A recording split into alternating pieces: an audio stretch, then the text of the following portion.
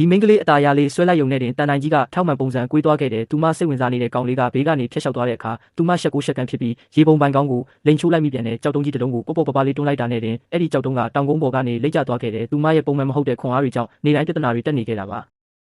သူမရဲ့အမေကတော့ဒီလိုထူးခြားတဲ့စွမ်းအားတွေကိုပြန်ရုပ်သိမ်းပေးဖို့ဖះမှာနေတိုင်းဆုတောင်းခဲ့ပါတယ်ဒါပေမဲ့ဖះဆင်းတူတော်ကလောင်ပြုံးပြုံးနေတယ်လို့ခံစားရတာကြောင့်မင်းကလေးကဒေါသတကြီးနဲ့ထွက်သွားခဲ့တယ်သူမထွက်သွားပြီးတဲ့နောက်မှာတော့ရွှေရောင်ဖះဆင်းတူတော်ကြီးကသူ့အလိုလိုလှည့်သွားတာကိုမြင်လိုက်ရလို့ဖုန်ကြီးတွေမှာထိတ်လန့်တုန်လှုပ်ကုန်ကြတယ်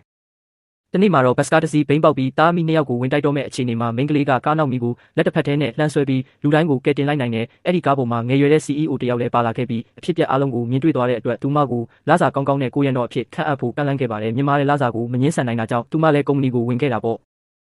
ကိုယုံကြည်မှုလွန်ကဲနေတဲ့ CEO ကသူမကိုလက်မောင်းပြိုင်လဲဖို့စိန်ခေါ်ခဲ့ပြီးသူမကိုလက်နက်ဖက်လုံးသုံးခွင့်ပေးခဲ့တယ်ဒါပေမဲ့သူမကခွန်အားအနှဲငယ်လေးသုံးလိုက်တာနဲ့တင် CEO ဟာနာကျင်လွန်းလို့ဒူးထောက်ကျသွားခဲ့ရတယ်အားမလို့အားမရဖြစ်သွားတဲ့ CEO ကသူ့ရဲ့အတန်မာဆုံးကိုရံတော်ကိုခေါ်ပြီးရှင်ပြန်ခိုင်းပြန်တယ်ကိုရန်တော်ကသူမရဲ့သေးသွယ်တဲ့ကိုလုံးလေးကိုမြင်ပြီးမပြိုင်ပဲလှည့်ထွက်သွားဖို့ပြင်ပေမဲ့နိုင်ရင်လာစာတိုးပေးမယ်ဆိုတဲ့ CEO ရဲ့စကားကြောင့်ချက်ချင်းပဲယုံကြည်ချက်အပြည့်နဲ့တိုက်ခိုက်ဖို့ပြင်ဆင်လိုက်တဲ့မင်းကလေးကခြေထောက်ကိုအသာလေးမြောက်လိုက်ရုံနဲ့တင်အဲ့ဒီကိုရန်တော်ဟာလွတ်ထွက်သွားခဲ့တယ်ဒါကိုမြင်လိုက်ရတဲ့ CEO ဟာထိတ်လန့်သွားပြီးသူမကိုခွန်အားထိန်းချုပ်ပြီးတင်ပေးဖို့ဆုံးဖြတ်လိုက်တယ်သူကဇဲစီတစီကိုယူပြီးအသာအရာပြပြခဲ့ပေမဲ့မင်းကလေးကလိုက်လို့ကြည့်တဲ့အခါဇဲစီကဘီရိုကြီးကိုဖောက်ထွက်သွားခဲ့တဲ့ CEO ကအံ့အားသင့်သွားပြီးအင်အားကို30%လောက်ရှော့သုံးဖို့ပြောခဲ့တယ်သူမထပ်ကြိုးစားဖို့ပြင်လိုက်တဲ့အခါ CEO ကသူ့ဘက်ကိုမျက်နှာမူနေတာကိုသတိထားမိပြီးဘေးဘက်ကိုလှည့်ခိုင်းလိုက်တယ်သူမကလက်ညှိုးလေးနဲ့အသာလေးခတ်လိုက်ပေမဲ့တင်းပေါက်မှန်တွေအကုန်ကွဲသွားခဲ့တယ်